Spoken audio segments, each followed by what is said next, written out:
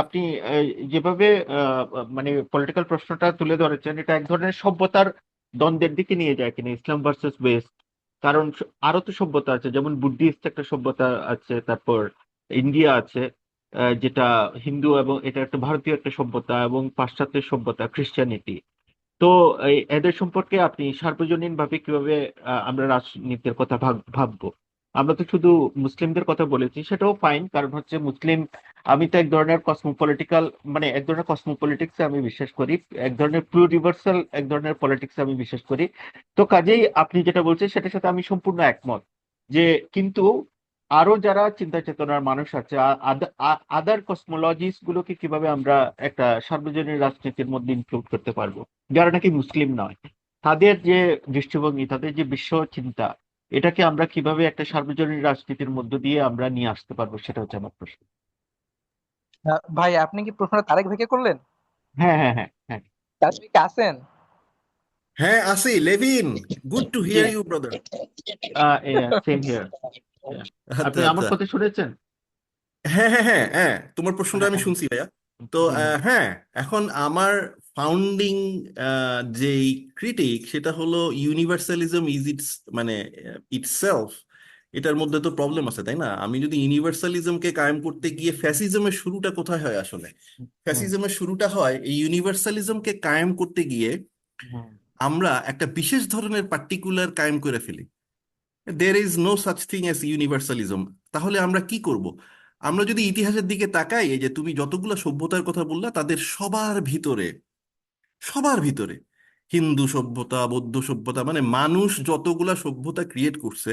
আমি যদিও সভ্যতাপন্থী নই, একেবারেই নই। আমি সিভিলাইজেশন প্রজেক্টটাকে পলিটিসাইজ করার মতো কোনো কংক্রিট কোনো কিছু দেখি না। এটা এখন না, এখন আমাদের সমস্ত রাষ্ট্রের সমস্ত বিভেদ, রাষ্ট্রভিত্তিক বিভেদ যদি কখনো উঠে যায়, পৃথিবীতে কোনো রাষ্ট্র যদি না থাকে, উইচ ইজ ভেরি ইউটোপিয়ান, তখন আমাদের সিভিলাইজেশনাল একটা পলিটিক্স তৈরি হইতে পারে। আদার দেন দ্যাট আমি বলি, তে আমাদের দেশের মুসলিম সিভিলাইজেশনে আস্থা রাখে এরকম অনেক মানুষ আছে না? আছে। তে এই মুসলিম সিভিলাইজেশনে আস্থা রাখে এরকম মানুষজন তো ইন্ডিয়াতেও আছে। তাহলে কি আমরা কি এক হয়ে যেতেছি? যাইতেছি না তো। রিয়ালিটি এরকমই। কাজেই সিভিলাইজেশনাল প্রজেক্টের খুব লিমিটেড, এটা এটা এটা ঠিক, মানে কাজ করে না বলে আমার মনে হয়, আমি তাই দেখি। বাট এনিওয়ে, আমি যেটা বলতেছিলাম ইউনিভার্সালিজমের প্রবলেম। তো ইউনিভার্সালিজমের মধ্যে পার্টিকুলার জিনিসটাকে অপ্রেস করা হয়। এটা করতে হবেই, এটা স্ট্রাকচারাল, এটা কারো দোষ গুণের বিষয় না। কারণ হচ্ছে যে এবং আমি বেসিক্যালি যেটা আমি বলতে চাচ্ছি, মার্কসিজম যে ধরনের ইউনিভার্সালিজমের কথা বলে, সেটার সাথে আমি সম্পূর্ণ একমত না আমি।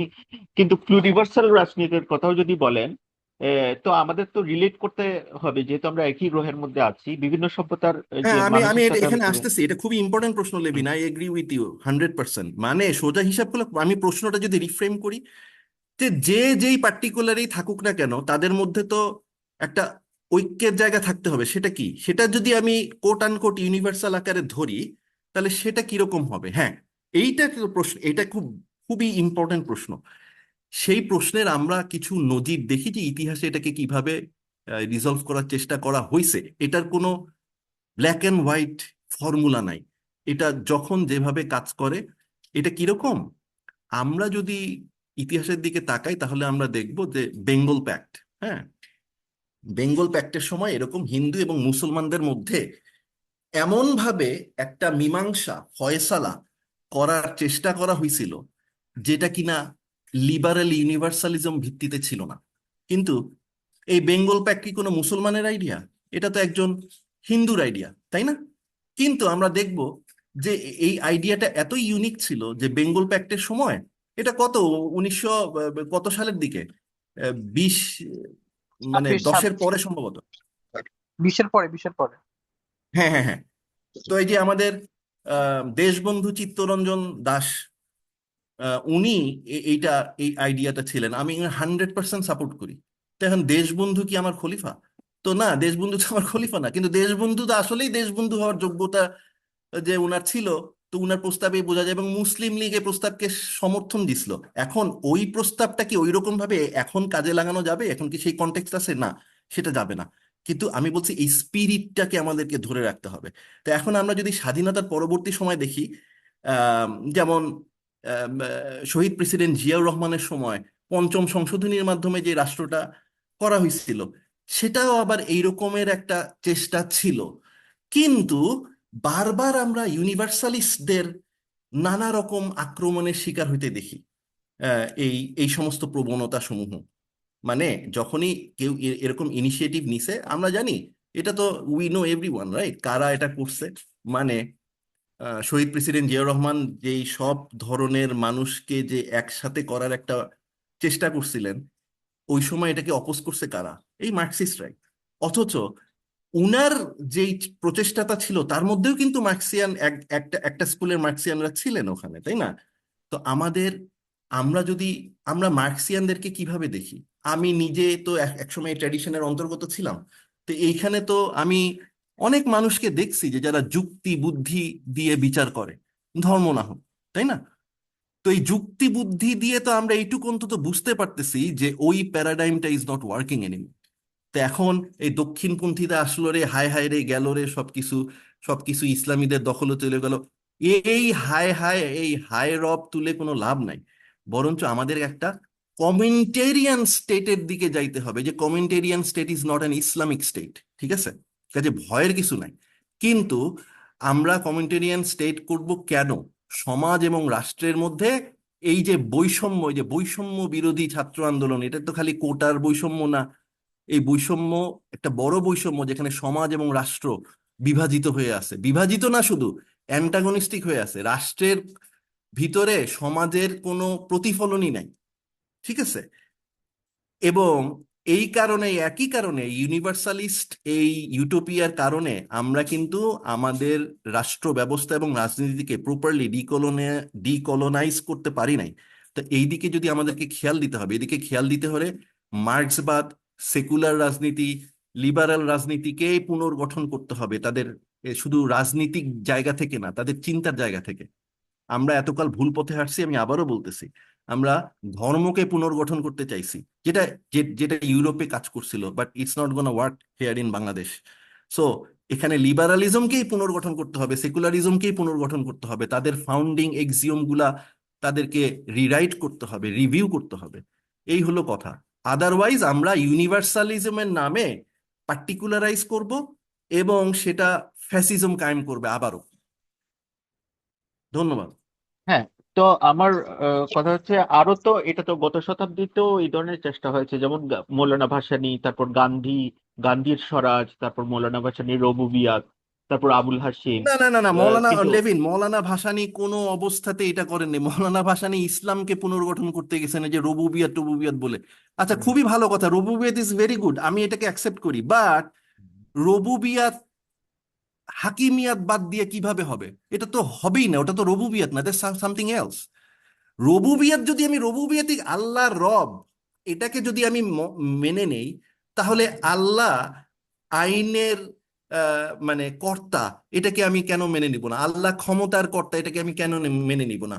আমি তো আল্লাহর এই 99টা নন অ্যাট্রিবিউটস এর মধ্যে কোনো ফারাক করি না। আল্লাহ যেমন আমার কাছে রব, আল্লাহ আমার কাছে হাকিম। তো এখন কারো কাছে আল্লাহ ক্ষমতার উৎস না, কিন্তু আল্লাহ রব তারা বলতেছে, এই বলাটা একটা একটা সফিস্ট্রি, এটা অসততা, এটা বলার দরকার নাই। তারাই রবুবিয়ত না বলে বলতো যে আমরা একটা ওয়েলফেয়ার স্টেট বা এই টাইপের কিছু একটা বানাইতে চাই, সেটা বলুক। কিন্তু আল্লাহকে তারা টাইনা আনতেছেন, কিন্তু আল্লাহর আসল যে অ্যাট্রিবিউট রব এবং আহ, এই হাকিমিয়ার ভিতরে তারা একটা কন্ট্রাডিকশন তৈরি করতেছেন, তৈরি করে ওই হাকিমিয়াকে বাদ দিয়ে দিতে চাচ্ছেন। যারা রবুবিয়াত আসলেই চায়, তারা যদি অবশ্যই সৎ হয়, তাহলে তারা বলবে যে সার্বভৌমত্ব আল্লাহর, এখানে আমার কোনো অসুবিধা নাই। তো fine, we agree with them. সেটা এখন মৌলানা ভাসানী হোক, সেটা ফরাদ মাজার হোক, সেটা আমাদের এই উপদেষ্টা, এক্স উপদেষ্টা মাহফুজ আলম হোক, আমার তো কোনো সমস্যা নাই। আমি বলবো ওকে ফাইন, আমি তোমার পিছনে আছি। কিন্তু তারা আমাদের সাথে যদি সফিস্ট্রি করে, তারা আমাদের সাথে যদি এরকম ছলচাতুরি করে, তাহলে তো ভাই এগুলা তো খুব এবিসিডি, তাই না? এই জ্ঞান বুদ্ধি তো আমাদের আছে, আমরা তো এগুলা ধরে ফেলবো। এবং তখন তাদের যেই মর্যাদাটা আমাদের কাছে ছিল, থাকতে হইতে পারতো, ওই যে দেশবন্ধু চিত্তরঞ্জনের মতো, সেই মর্যাদাটা তারা রাখতে পারলো না। এখন সেই মর্যাদাটা, তাদের মিনিং, তাদের অর্থ, তাদের কার্যকারিতা তারা যদি রাখতে চায়, এটা তাদেরকে সিদ্ধান্ত নিতে হবে, এটা আমাদের উপরে না। তারা প্রমাণ করুক তারা দেশবন্ধু। মাহফুজ আলম এত কথা বলে, হ্যাঁ, কই দেশবন্ধু চিত্তরঞ্জনের কথা সে কেন বলে না? মাহফুজ আলম এই যে ফরহাদ মাজার ভাসানীর কথা বলে, মৌলানা আতাহার আলীর কথা কেন বলে না? এগুলা অসততা তো আমরা এখন বুঝি। আমরা কি মানে মূর্খ নাকি? তো এই আর কি, মানে এখন আমাদের সবাইকে বুঝতে হবে এসব।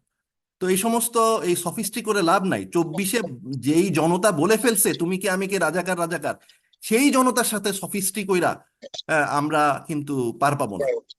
ধন্যবাদ। আচ্ছা, তো তারেক ভাই ধন্যবাদ। আমি আসলে লেভিন ম্যান কনসার্নটা বুঝতে পারছি, আপনার অ্যান্সারটা বুঝতে পারছি, বাট আমি একটু কি করি, মানে একটু আর্টিকুলেট করি। সেটা হচ্ছে প্রথমত তারেক ভাই যখন বলেন দক্ষিণ হাওয়া, মানে এটাকে আমি আমি পাঠ করি বা আমি আসলে প্রস্তাব করি ভাবে এটাকে, মানে হচ্ছে গিয়া সারা দুনিয়া জুড়ে যে উগ্র জাত্যাভিমানী ডানপন্থী রাজনীতি, সেই অর্থে বলা হয় না বা সেই অর্থে তারেক ভাই মানে বলেন না। আমি আশা করি তারেক ভাই শব্দটাকে এভাবে বলার ট্রাই করেন, বা আপনি প্রস্তাব করতেছি বিয়ন্ড লিবারালিজম, লিবারালিজমের বাইরে কোনো ধরনের একটা চিন্তা ভাবনা, কোনো ধরনের থট, মানে এইভাবে বললে পরে বেটার হয়। কারণ দক্ষিণপন্থী এভাবে বললে পরে গ্লোবাল যে রাইট উইং এক্সিস, সেই এক্সিসের অন্তর্ভুক্ত কিনা, সেই নেটওয়ার্কের পার্ট কিনা, এই ধরনের একটা মানে অস্পষ্টতা তৈরি হয়। সন্দেহবাতিকতা তো এমনিই একটা সেকুলার লিবারেল সাবজেক্টের আপনার ইন্টারনাল ফিয়ার আছে। ওকে, তার এই ধরনের মানে সেটা ফিয়ার, ফান্ডামেন্টাল ফিয়ার। তো সেই জায়গাতে আরেক ধরনের ফিয়ার তৈরি হয় আর কি। সো আমরা আসলে ডিসকাশনের সময় এই জায়গাগুলো আর কি স্পষ্ট করা ট্রাই।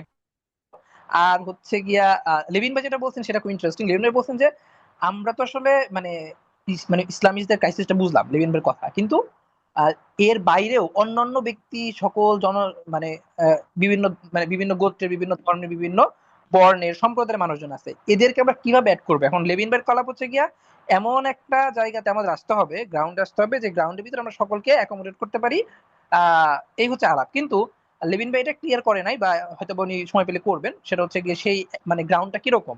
কিন্তু তারেক ভাই সে গ্রাউন্ড সম্পর্কে বলতেছেন যে সেই গ্রাউন্ডটা হচ্ছে গিয়া লিবারেল হবে না, সেই গ্রাউন্ডটা মানে ইউরোপিয়ান যে নোশন অফ মানে মডার্ন স্টেট, যেটা হচ্ছে গিয়া তার মানে কি বলে, মানে অ্যাবসোলিউট স্টেট ফর্ম থেকে শুরু হয়ে সেরা ফ্রেঞ্চ রেভলিউশন হয়ে সেরা আজকের মানে আধুনিক রাষ্ট্র হিসেবে ফাংশন করতে সারা দুনিয়াতে, যেটা মানে প্রিমাইস সাম্য, মানবিক মর্যাদা। ওকে, এই যে যে জায়গাগুলো, এই লিবারেল ডক্ট্রিন বেস যে মডার্ন স্টেট, সেই স্টেট আমাদেরকে মীমাংসা দিতে পারতেছে না, সেই গ্রাউন্ড আমাদেরকে দিতে পারতেছে না, আমাদেরকে বিয়ন্ড ইট এটা ভাবতে হবে। সেটা কি সেটা আমরা জানি না। তো আপনাদের দুজনের কনসার্ন ঠিক আছে, হুইচ ইজ ফাইন।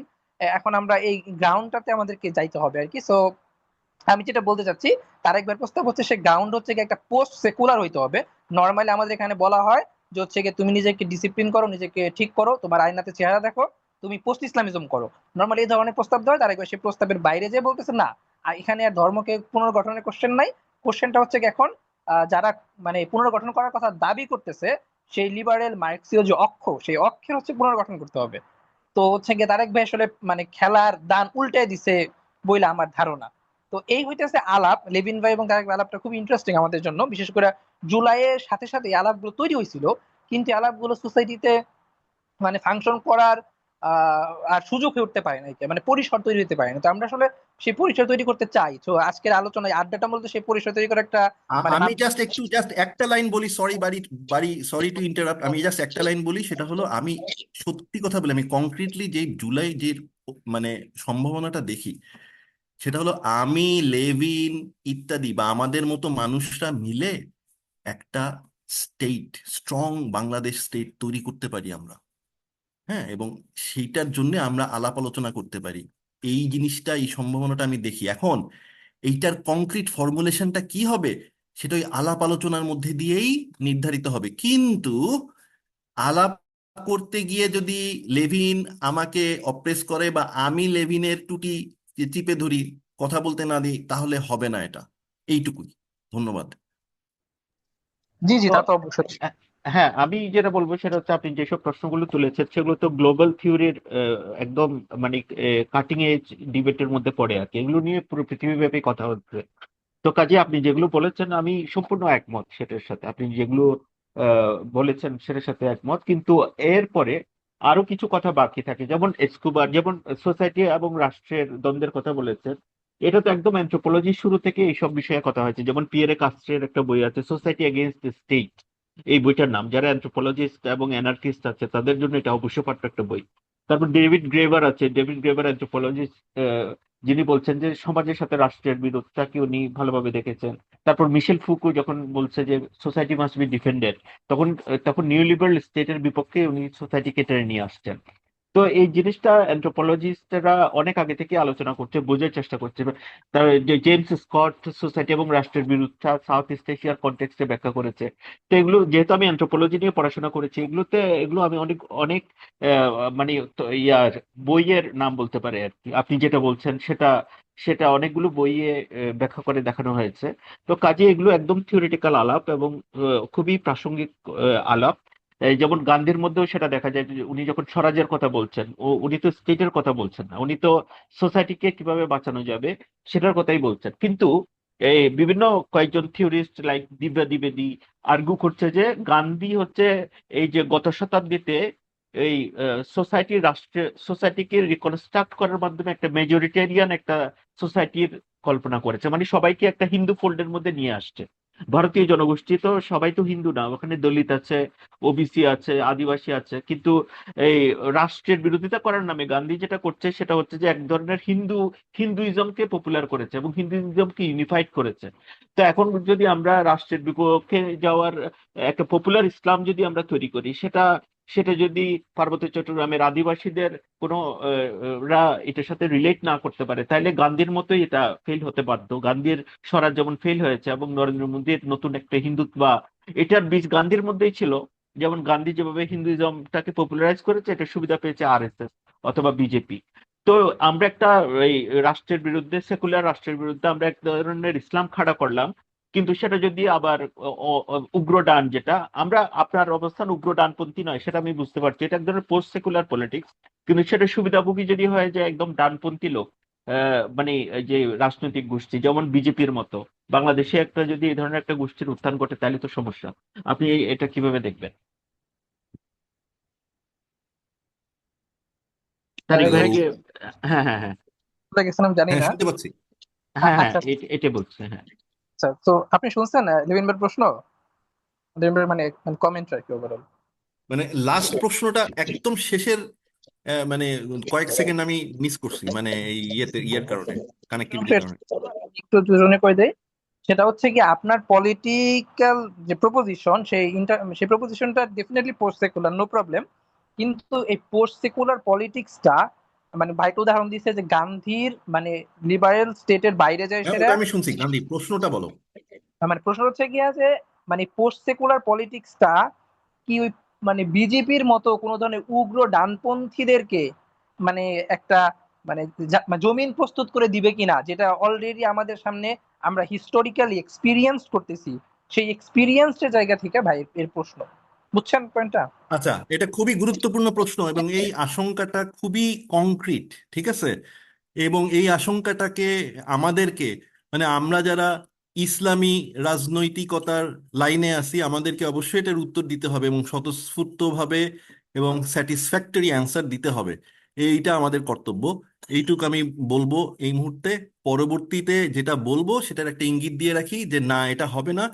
তার একটা মূল কারণ হলো, ঐতিহাসিকভাবে আমি যদি জিনিওলজিক্যালি দেখি, আধুনিক সমাজের কথা যদি উল্লেখ করি, তাহলে আধুনিক সময়কালের কথা উল্লেখ করি যে উগ্র ডানপন্থী পলিটিক্স এবং উগ্র বাম, সরি, উগ্র ডানপন্থীদের মধ্যে হিন্দুইজম, যেটা আমি উগ্র ডানপন্থী শব্দটা বাদ দিই, হিন্দুইজম এর সকল রূপ, উগ্র, নম্র, হ্যাঁ, মধ্যপন্থী এবং ইসলামী রাজনৈতিক ধারার সকল রূপ, উগ্র, নম্র, মধ্যপন্থী, এদের মধ্যে কিন্তু ক্যাটাগরিক্যালি ফাউন্ডেশনাল কিছু পার্থক্য আছে, যেই কারণে সমাজের বিরুদ্ধে মুসলিমরা সেইভাবে যেতে পারবে না।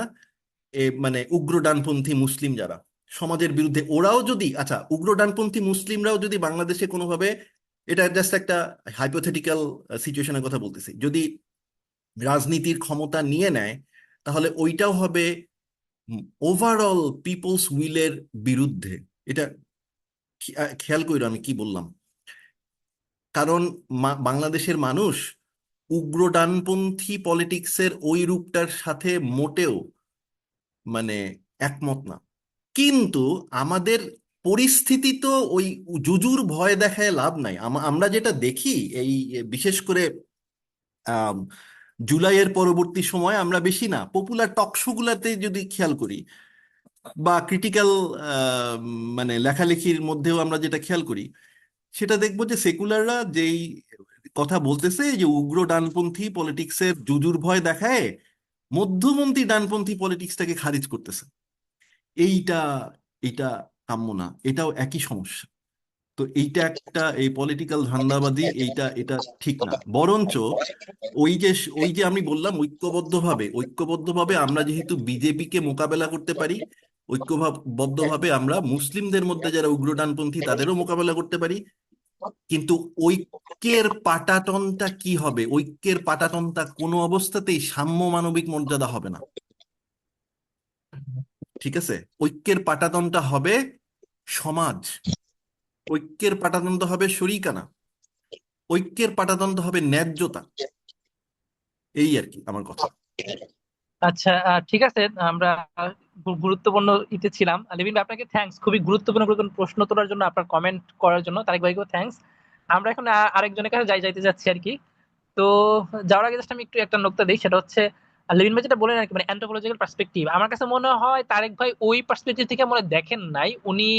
মেবি হচ্ছে কি, আমি ওনার একটা টেক্সট পড়ছিলাম, তো ওই টেক্সটে উনি মনে হয় জালুক ন্যান্সিকে ইউজ করছেন। জালুক ন্যান্সির দ্য কনসেপ্ট অফ আপনার ইন অপারেটিভ কমিউনিটি, সেই জায়গাটা আর কি, মানে সেটাকে উনি মডার্ন স্টেটের সাপেক্ষে কিভাবে আপনার সোসাইটি বিচ্ছিন্ন হয়ে গেছে সেইটাকে অ্যাড্রেস করে আপনার হচ্ছে গিয়া ওই মানে আপনার দা বিং উইথ আকারে যে ফাংশন করি, কোনো ধরনের গঠনের যে কোশ্চেন, সেই কোশ্চেনটার বাইরে এসে সে আমরা কিভাবে একটা মানে অগঠনের ভিতর দিয়ে গঠিত হইতে পারি, সেইটাকে মনে হয় অ্যাড্রেস করে উনি শরিকানা কথা বলছেন আর কি। মানে আমি যদি ভুল না পড়ে থাকি, তারেক ভাই আপনি আমাকে গাইড করে দিতে পারেন আমার যদি পার্ট ভুল হয়ে থাকে। তো না, আসলে ওইখানে তো আমি অনেক কিছু লিখছিলাম, কিন্তু এই পরিসরে এত কিছু বিস্তারিত আলাপ করা যাচ্ছে না। আমরা হুম, একসাথে, লেভিনও থাকলো, আমরা এগুলা নিয়ে আরো থিওরিটিক্যাল আরো একটু ডিপ আলোচনা যেতে পারি, কারণ ওই প্রশ্নটা নিয়েই আমরা এটাকে আরো ইলাবোরেট করতে পারি, লেভিনের এই প্রশ্নটা।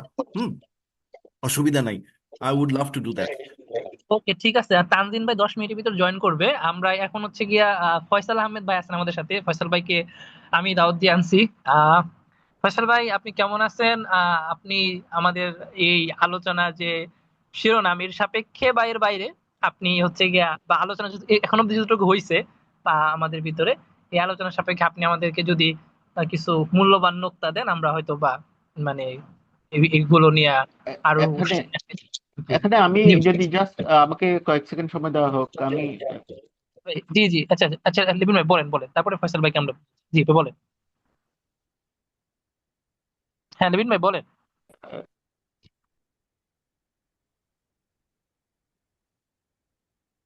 লিবিন ভাই, আপনি কি লাইনে আছেন? হ্যাঁ, শুনতে পাচ্ছেন আমাকে? জি ভাই, এখন এখন শুনতে পাচ্ছি, বলেন। যেমন আমি কিছুদিন আগে কিছু কমেন্ট পড়েছি একজনের, এই মনোয়ার শামসী নামে, সাখাওয়াত নামে। উনি যেভাবে ফরহাদ মজারের সমালোচনা করছেন, উনি বলছেন যে আসলে ইসলামের মধ্যে দার্শনিক আলাপের কোনো আহ, মানে দর্শনের সাথে ধর্মের একটা গন্ডগোল আছে আর কি। মানে ধর্ম বেশি দর্শন করা যাবে না, মানে ধর্মের জায়গা থেকে আর কি। কারণ হচ্ছে ধর্মে অনেক কিছু ফিক্স করে দেওয়া আছে। আপনি ওর আলোচনাটা দেখতে পারেন আর কি। সেই সম্পর্কে আপনি কি মনে করেন? মানে ইসলামকে কতটুকু ফিলোসফাইজ করা যাবে, নাকি ইসলামের সাথে ফিলোসফির একটা মৌলিক দ্বন্দ্ব আছে কিনা, মানে ধর্মের সাথে দর্শনের আর কি। এটা নিয়ে আমার একটা প্রশ্নটা তো বড়, কিন্তু যে আপনার প্রশ্নটা ইম্পর্টেন্ট, কিন্তু যে উৎস থেকে প্রশ্ন করছেন সে উৎসটা সম্ভবত মানে হচ্ছে কি, মানে মানে আপনি যাকে সামনে রেখে প্রশ্ন করছেন সে উৎসটা কাইন্ড অফ এআই হয়ে গেছে আর কি। মানে যে আমি থাক ব্যক্তি সম্পর্কে কোনো মন্তব্য করতে চাচ্ছি না। তো তারেক ভাই, আপনি লেভিন ভাই এই কোশ্চেনটা কিভাবে অ্যাড্রেস করবেন আর কি, মানে এটাকে অ্যাড্রেস করবেন, মানে এখনো তো লম্বা অ্যাড্রেস করার সুযোগ নাই, বাট আপনি যদি 1 মিনিটের ভিতরে মানে মানে আমি মনোয়ার শামসী সাহেবের কি জানি একটা শুনলাম, আমি খেয়াল করিনি, আমি প্রিপারেশন নিচ্ছি তো বের হয়ে যাওয়ার। সরি। প্রশ্নটা ওকে। ছিল মানে মানে মনোয়ার শামসী সাহেব নামে একজন ব্যক্তি আছেন, উনি বলছেন যে মানে ধর্ম এবং দর্শন এইটা মানে এটাকে মানে হচ্ছে কি আপনার অ্যাকোমোডেট করতে পারার একটা জায়গা আর কি। তো ইসলামকে কিভাবে ফিলোসফিক্যালি অ্যাকোমোডেট করা যায় আর কি, ভাষ্য তৈরি করা, ফিলোসফিক্যাল ভাষ্য। ফরাদ ভাইয়ের সেই পুরানা আমলের আর কি আলাপটা যদি আপনি সাবেক কমরেড সম্পর্কে কিছু মানে বলেন। করুক, অসুবিধা মনে নাই। হচ্ছে উনি কিন্তু উনি আমার উনি কথা হলো দাবি কি, করছে যে মানে এইটা উনি দাবি করছেন যে যে মানে ইসলামকে খুব বেশি ফিলোসফাইজ করা যাবে না। কারণ হচ্ছে ইসলাম কিছু, যেমন এখানে 5 ওয়াক্ত নামাজ পড়া, তারপর সবকিছু ফিক্স করায় দেওয়া আছে। থিওলজির সাথে ফিলোসফির খুব বেশি থিওলজিকে ফিলোসফাইজ করা যাবে না, সেটা বলছে আর কি মনোয়ার শামসী আচ্ছা। সাহেব। আমি ফরহাদ আমি মজারের বিপরীতে প্রথমে দাঁড়িয়ে, ফরহাদ মজার সাহেবের বিপরীতে দাঁড়িয়ে বলছে। ফরহাদ আচ্ছা মজার আচ্ছা, তো ঠিক উনি তো আছে উনি ঠিক তো আছে। ফিলোসফাইজ করতে চাচ্ছে, কিন্তু মনোয়ার হ্যাঁ, শামসী সাহেব বলছে যে এটাকে ধর্মকে খুব বেশি ফিলোসফাইজ করলে ধর্মের গ্রান্টটা হারিয়ে যাবে আর কি। মানে এটা আমি যেই দর্শনের যেই ধারা সম্পর্কে মানে খুব ওতপ্রোতভাবে সক্রিয় জড়িত, সেই ধারার মধ্যে ধর্মকে ফিলোসোফাইজ করার দরকার পড়ে না। সেটা ধর্মকে ধর্ম আকারেই আমরা দর্শনের জায়গা থেকে বিবেচনা করতে পারি। এটাও একটা তরিকা। এটা এই এই তরিকা সম্পর্কে ফরহাদ মজার সাহেব খুব বেশি অবগত নন, সেটা আমি আমার অভিজ্ঞতা থেকে খুব ভালোভাবেই জানি, এবং উনার লেখাপত্রে আমি এগুলা কখনোই দেখি নাই। এটা উনার একটা সীমাবদ্ধতা। বাট যাদের দরকার আছে তারা যখন ফিলোসোফাইজ করবে সেটারও আমি বিরুদ্ধে যাব না। যেমন ফরহাদ মজার সাহেবকে অবশ্যই ফিলোসোফাইজ করতে হবে, কারণ আদারওয়াইজ উনি ধর্মকে ধর্মের ভিতর থেকে বুঝবেন না। এটা উনার লিমিটেশন, তাই না? উনাকে ফিলোসোফাইজ করতে যাইতে হইতেছে কেন? এই কারণেই। এখন এই জায়গায় আমার একটা মানে টিপস আছে, সেটা হলো উনাকে দর্শনের সেই সমস্ত জায়গায় যেতে হবে যে সমস্ত জায়গায় দাঁড়িয়ে উনি যখন ধর্মকে ফিলোসোফাইজ করবেন সেই জায়গায় ধর্মের কোনো রিডাকশন হবে না। তো ধর্মের রিডাকশন না করেও যদি ধর্মকে ফিলোসোফাইজ করতে উনি পারেন, তাহলে সেই ফিলোসোফাইজেশনটা ধর্মীয়রাও গ্রহণ করবে। আমারও সেই ফিলোসোফাইজটা গ্রহণ করতে অসুবিধা নাই। যেমন উদাহরণ দিই, আমি আরেকজন বিধর্মীর কথাই বলি, ঠিক আছে? ইসলামের ভাষায় যাকে বলা হয় সরাসরি কাফের, ঠিক আছে? তো এই বিধর্মীর ভদ্রলোক আমার একজন অত্যন্ত শ্রদ্ধেয় মানুষ। উনার নাম হলো গৌতম ভদ্র, ঠিক আছে? তো গৌতম ভদ্র যখন উনার ইমান ও নিশানের ভিতরে ইমান জিনিসটার আলোচনা করছেন, সেটা আহ, আমরা যদি সবাই দেখি, আর ফরহাদ মজার কিভাবে ইমান জিনিসটার আলোচনা করছেন সেটা যদি আমরা সবাই দেখি, আমরা ইজিলি বুঝে যাব। তো আমার গৌতম ভদ্রের আলোচনা নিতে, অ্যাটলিস্ট তার সাথে অংশগ্রহণ করতে বা তার সাথে ওই আলোচনায় এনগেজ হইতে কোনো অসুবিধা হয় না। কিন্তু ফরহাদ মাজারের সাথে তো আমি কোনোভাবে কানেক্টই করতে পারবো না। তো আমি ওই মনোয়ার শামসীর পোস্ট দেখি নাই, কিন্তু তার কথাটা এইভাবে আমি বললাম। তো আমরা যদি ফিলোসোফাইজ করাটা সমস্যা না, ফিলোসোফাইজ যিনি করতেছেন তিনি আসলেই দার্শনিক কিনা প্রশ্নটা এইখানে। তিনি যদি সফিস্ট হন তাহলে উনার ফিলোসোফাইজেশনে কিছুই হবে না, নাথিং, ইটস ইউজলেস, মিনিংলেস। কিন্তু উনি যদি রিয়াল অর্থে ফিলোসফার হন, তাহলে অবশ্যই that can be very valuable contribution. ধন্যবাদ। হ্যাঁ, হ্যাঁ, হ্যাঁ, ধন্যবাদ লেভিন ভাই, তারেক ভাইকে। আমরা একটু ফয়সাল আহমেদ ভাইকে যাই। ফয়সাল ভাই, কি অবস্থা? আপনি যদি অ্যাড করেন আমরা আমি আগে জি, ফয়সাল ভাই বলেন।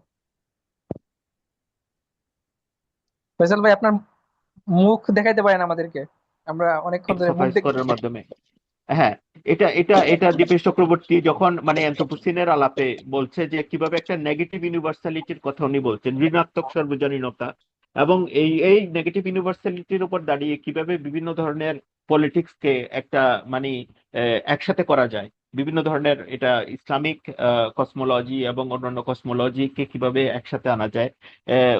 উনি সেটা নিয়ে আলোচনা করেছেন দীপেশ চক্রবর্তী তার নেগেটিভ ইউনিভার্সালিস্ট যে পলিটিক্স সেটার মধ্যে।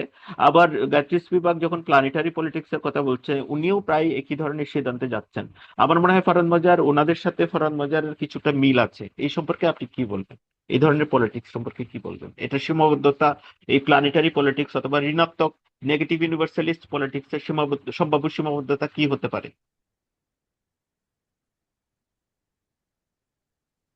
হ্যালো, তো আমার কথা শুনতে পাচ্ছেন? হ্যাঁ, আপনার কথা শুনতে পাচ্ছিলাম। তারেক ভাই কি আসছেন? তারেক ভাই তো বাইরে যাওয়ার কথা নর্মালি, বাইরে গেছে মনে হয়। এই প্রশ্নটা, লিভিনের এই প্রশ্নটায় আমি মানে এনগেজ হব, কিন্তু এই মুহূর্তে আমি ওই যে রেডি হচ্ছি, আমার একটা মেডিকেল অ্যাপয়েন্টমেন্ট আছে। ওকে ওকে, আচ্ছা ঠিক আছে ঠিক আছে, তাহলে আমরা এটা টেনে বা পরে অন্য কেউ এনগেজ হইতে পারে, বাট এটা ইম্পর্টেন্ট প্রশ্ন, এটা good. Thank you Levin, I will definitely come back to you ইনশাল্লাহ।